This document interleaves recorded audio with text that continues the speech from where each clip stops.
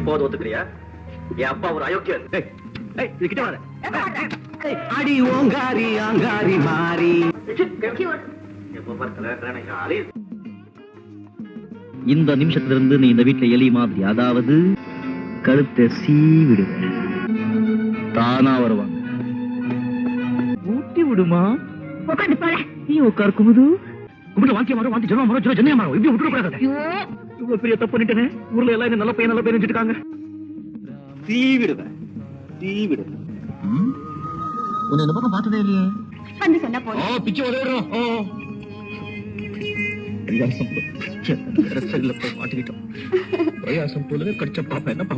ஆமா, நீங்க ஏதோ நிலத்தை கேட்டீங்களாமே, சாமி பிள்ளை வந்து சொன்னாங்க. சாவிய பத்திரமா பாக்கெட்ல வச்சுக்கோ.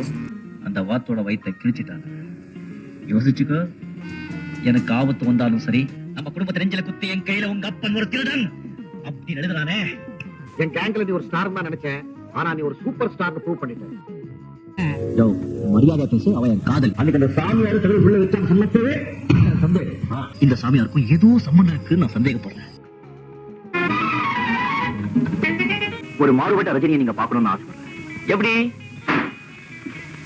இந்த தடவை உங்களை சிரிக்க வைக்கலாமா பாக்குறேன். ஒரு மனுஷன் மாதிரி ஒரு மனுஷன் இருக்கிறது சாத்தியம்னு நீங்க நம்புறீங்களா?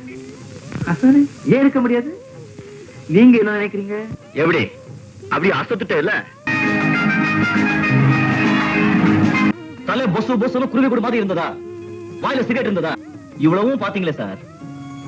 மூக்குக்கு கீழே மீசை இருந்ததா? ஐ அம் ரைட் சார்.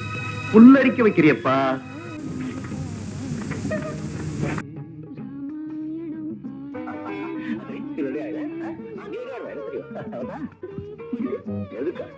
ஒரு அழகான பொண்ணை காலையில ஏன் சொல்லுவாங்க? ஊரை சுத்தி காட்டலாம்.